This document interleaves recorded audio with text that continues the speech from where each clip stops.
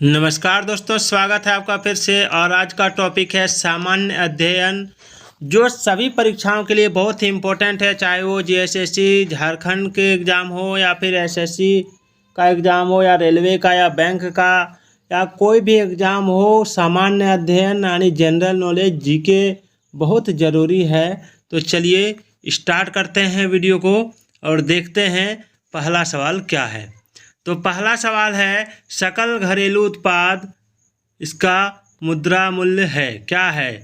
तो वस्तुओं और सेवाओं के स्टॉक का एक वर्ष में उत्पादित सभी अंतिम वस्तुओं और सेवाओं का, केवल बाजार के लिए उत्पादित वस्तुओं का, बाजार के लिए और अपने उपभोग के लिए उत्पादित वस्तुओं का।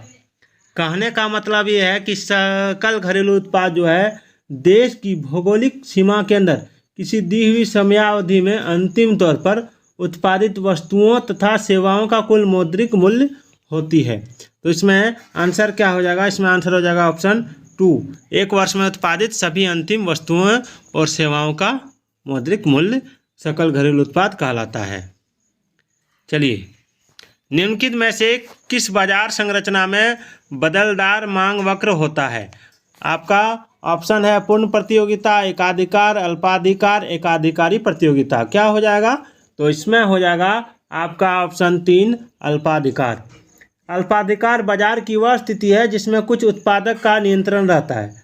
बलदार मांग वक्र की अवधारणा के प्रतिपादक पाल स्वीजी हैं, याद रखिएगा। बलदार मांग वक्र की अवधारणा के जो प्रतिपादक हैं वो है पाल स्वीजी। चलिए अगला सवाल देखते हैं। अगला है, निम्नलिखित में से कौन सा जोड़ा सही नहीं है? तो इसमें आपको सही जोड़ा बताना है। तो इसमें क्या हो जाएगा? इसमें हो जाएगा आपका ऑप्शन 2, तीर्थ योजना। तीर्थ योजना जो है ये जोड़ा सही नहीं है, याद रखिएगा।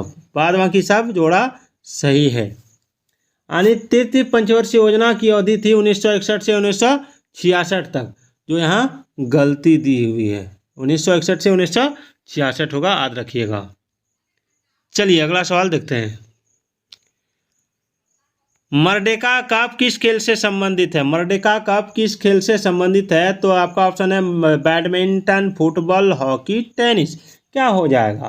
तो देखिए, मर्डेका कप जो है यह स्वतंत्रता दिवस का सम्मान करने के लिए मलेशिया में आयोजित एक फुटबॉल टूर्नामेंट है, याद रखिएगा। तो इसका हो जाएगा ऑप्शन 2, फुटबॉल। चलिए अगला सवाल देखते हैं। अगला सवाल है, वर्ष 2011 की जनगणना के नतीजों के अनुसार निम्नलिखित में से कौन सा समूह साक्षरता के संबंध में 3 शीर्ष स्थानों पर अधिकार रखता है? आपका ऑप्शन है केरल, गोवा, पश्चिम बंगाल, चंडीगढ़, गोवा, केरल, केरल, लक्षद्वीप, मिजोरम, मिजोरम, केरल, त्रिपुरा। क्या होगा? तो इसका आंसर आपको बताना है। तो ये हो जाएगा आपका ऑप्शन 3, ऑप्शन 3, केरल, लक्षद्वीप, मिजोरम। याद रखिएगा, केरल में 93.91% साक्षरता दर है और लक्षद्वीप में 92.38% है, याद रखिएगा। और मिजोरम में 91.58% है, याद रखिएगा। चलिए अगला सवाल देखते हैं। राज्य में जिला न्यायाधीशों की नियुक्ति किनके द्वारा की जाती है? राज्य का महाधिवक्ता, राज्य का मंत्रिपरिषद, राज्यपाल या उच्च न्यायालय के मुख्य न्यायाधीश। क्या हो जाएगा? तो इसमें आपका हो जाएगा ऑप्शन 3, राज्यपाल। याद रखिएगा, ऑप्शन 3, राज्यपाल। चलिए अगला सवाल देखते हैं। अगला सवाल क्या है रे बाबा? अगला सवाल है, दिनार कहाँ की मुद्रा है? दिनार जो है ये कहाँ की मुद्रा है, ये आपको बताना है। तो देखिए इसका आंसर क्या हो जाएगा? ऑप्शन 2, दिनार जो है इराक की मुद्रा है। कहाँ की मुद्रा है? इराक की मुद्रा, याद रखिएगा। किसी कल्याण राज्य का सर्वाधिक महत्वपूर्ण उत्तरदायित्व क्या है? तो ऑप्शन आप देख रहे हैं, निजी संपत्ति को परिरक्षित रखना, जनता के धर्म का संवर्धन, शोषण पर नियंत्रण या मूल अधिकारों के अतिक्रमण को रोकना। क्या हो जाएगा? ये आपको बताना है। क्या होगा इसका आंसर? तो इसका आंसर हो जाएगा ऑप्शन 3, ऑप्शन 3, शोषण पर नियंत्रण। यानी भारतीय संविधान के अनुच्छेद 38 के द्वारा राज्य को लोक कल्याण की अभिवृद्धि के लिए उपयुक्त सामाजिक व्यवस्था की स्थापना करने का निर्देश दिया गया है, याद रखिएगा। चलिए अगला सवाल देखते हैं। अगला सवाल है, उस नदी का नाम बताएं जो पश्चिमी घाट से शुरू नहीं होती। आपका ऑप्शन है कावेरी, वेगाई, बराक, गोदावरी। क्या होगा? तो इसका आंसर हो जाएगा आपका ऑप्शन 3। ऑप्शन 3 हो जाएगा बराक। बराक नदी जो है दक्षिण भारत की 3 प्रमुख नदियां कृष्णा का गोदावरी एवं कावेरी का उद्गम स्थल पश्चिमी घाट है, याद रखिएगा। और बराक नदी दक्षिण असम क्षेत्र की एक प्रमुख नदी है जो कि मेघना नदी तंत्र का भाग है। और वेगाई नदी भी जो है पश्चिम घाट से ही मदुरै के समीप से निकलती है, याद रखिएगा। चलिए अगला सवाल देखते हैं। अगला है, कौन सा राष्ट्रपति पहले आया और कौन सा बाद में? इस कालानुक्रम के अनुसार निम्नलिखित राष्ट्रपतियों के नाम क्रमानुसार लिखिए। देखिए आपका दिया है फखरुद्दीन अली अहमद, जाकिर हुसैन, जस्टिस हिदायतुल्लाह, APJ अब्दुल कलाम। क्या हो जाएगा? तो देखिए इसमें हो जाएगा आपका ऑप्शन 2 BCAD। BCAD। सबसे पहले जाकिर हुसैन आया, फिर कौन आया? फिर जस्टिस हिदायतुल्लाह, फिर आया फखरुद्दीन अली अहमद, फिर आया D APJ अब्दुल कलाम, याद रखिएगा। चलिए नेक्स्ट सवाल देखते हैं। निम्नलिखित में से कौन सी घटनाएं कालानुक्रम में सही है? सविनय अवज्ञा आंदोलन, भारत छोड़ो आंदोलन, कैबिनेट मिशन प्लान। कौन सा होगा? कैबिनेट मिशन प्लान, सविनय अवज्ञा आंदोलन, भारत छोड़ो आंदोलन। या फिर भारत छोड़ो आंदोलन, सविनय अवज्ञा आंदोलन, कैबिनेट मिशन प्लान, या फिर सविनय अवज्ञा आंदोलन, कैबिनेट मिशन प्लान, भारत छोड़ो आंदोलन। यानी क्वेश्चन का कहने का तात्पर्य यह है कि सबसे पहले क्या कौन सा हुआ, यानी इंक्रीजिंग में कौन सा है, सही समय में कौन कौन सा हुआ है, ये आपको बताना है। तो देखिए इसमें हो जाएगा आपका ऑप्शन 1, सबसे पहले हुआ है सविनय अवज्ञा आंदोलन। ये कब हुआ? ये हुआ 1930 को, याद रखिएगा। सविनय अवज्ञा आंदोलन 1930 को हुआ, भारत छोड़ो आंदोलन 1942 को हुआ, और कैबिनेट मिशन प्लान जो है 1946 को हुआ, याद रखिएगा। चलिए अगला सवाल देखते हैं। विक्रमशिला विश्वविद्यालय की स्थापना किसने की? आपका ऑप्शन है ध्रुव, देवपाल, धर्मपाल, महीपाल। कौन सा हो जाएगा?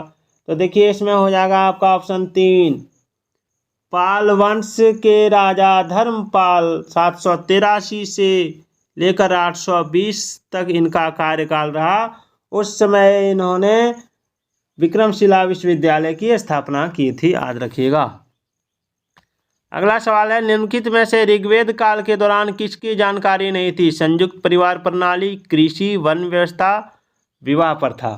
तो देखिए इसमें हो जाएगा आपका ऑप्शन 2 कृषि। क्या हो जाएगा? कृषि। इसमें क्या है कि ऋग्वैदिक आर्य खानाबदोश थे और उनके आर्थिक जीवन का प्रमुख आधार पशुपालन था, और पशुओं में सर्वप्रमुख स्थान गाय का था, याद रखिएगा। चलिए अगला सवाल है, निम्नलिखित का मिलान करिए। राजवंश दिया हुआ है आपका पल्लव, चालुक्य, राष्ट्रकूट, हायसला। संस्थापक दिया हुआ है दंतीदुर्ग, विष्णुवर्धन, सिंह विष्णु या पुलकेशिन। एक क्या हो जाएगा? देखिए इसमें पल्लव जो है, इसमें हो जाएगा आपका पल्लव का क्या हो जाएगा? पल्लव का होगा सिंह विष्णु। पल्लव का हो जाएगा सिंह विष्णु। उसके बाद चालुक्य का हो जाएगा पुलकेशिन 1। उसके बाद राष्ट्रकूट का क्या होगा? राष्ट्रकूट का हो जाएगा दंतीदुर्ग। उसके बाद हायसलास का क्या हो जाएगा? विष्णुवर्धन, याद रखिएगा। तो इसमें सही आंसर क्या हो जाएगा? इसमें सही आंसर हो जाएगा आपका ऑप्शन 2। चलिए नेक्स्ट सवाल देखते हैं। अबुल फजल ने लिखा बाबरनामा, हुमायूंनामा, अकबरनामा, आलमगीरनामा। क्या कौन सा किताब लिखा? तो देखिए इसमें हो जाएगा आपका ऑप्शन 3 अकबरनामा। अबुल फजल ने अकबरनामा और आईने अकबरी नामक किताब लिखा, और अबुल फजल अकबर के 9 रत्नों में से एक था, याद रखिएगा। भारतीय संविधान कब लागू हुआ? 15/8/1947, 30/1/1948, 26/11/1949, 26/1/1950। कौन सा हो जाएगा? तो इसमें हो जाएगा आपका ऑप्शन 4 26 जनवरी 1950 को, जिसको हम लोग गणतंत्र दिवस के रूप में मनाते हैं। चलिए अगला सवाल देखते हैं। निम्नलिखित में से कौन सा कार्य मनुष्य द्वारा किया जाने वाला है जो पारिस्थितिकी संतुलन में बाधा डालता है? आपका ऑप्शन है वन महोत्सव, वनोरोपण, लकड़ी काटना या सामाजिक वानिकी। एकदम आप जान गए होंगे इसका आंसर हो जाएगा ऑप्शन 3, लकड़ी काटना। ये पारिस्थितिकी संतुलन में बाधा डालता है। चलिए अगला सवाल है, यूपीएससी का विस्तृत रूप क्या है? United public service commission, union of private service commission, union public service commission या यूनाइटेड प्राइवेट सर्विस कमीशन क्या हो जाएगा? तो देखिए इसका आंसर हो जाएगा आपका option 3 union public service commission. Bharat के कितने राज्यों से समुद्र तट रेखा संलग्न है? ऑप्शन है 7, 8, 9, 10। क्या हो जाएगा इसका आंसर? तो देखिए इसका आंसर हो जाएगा आपका ऑप्शन 3। भारत के 9 राज्य गुजरात, महाराष्ट्र, गोवा, केरल, कर्नाटक, पश्चिम बंगाल, उड़ीसा, आंध्र प्रदेश तथा तमिलनाडु में समुद्र तट रेखा है, याद रखिएगा। अगला सवाल है, भारत और पाकिस्तान के बीच अंतर्राष्ट्रीय सीमा किसके द्वारा सीमांकित की गई है? आपका ऑप्शन है McMahon line, Durand line, red Cliff line या मैगिनोट लाइन। क्या हो जाएगा? तो देखिए इसका आंसर हो जाएगा आपका ऑप्शन 3 रेड क्लिफ लाइन। चलिए अंतिम सवाल आपके लिए है कि भारत में 1 रुपया का नोट और सिक्का एवं 50 पैसे का सिक्का किसके द्वारा जारी किया गया? आपका ऑप्शन स्क्रीन पर है, भारतीय रिजर्व बैंक द्वारा, केंद्र सरकार द्वारा, स्टेट बैंक ऑफ इंडिया द्वारा या the unit trust of India द्वारा। तो आज का ये वीडियो आपको कैसा लगा जरूर बताइएगा। तो फिर मिलते हैं अगले वीडियो में, तब तक के लिए जय हिंद, जय भारत।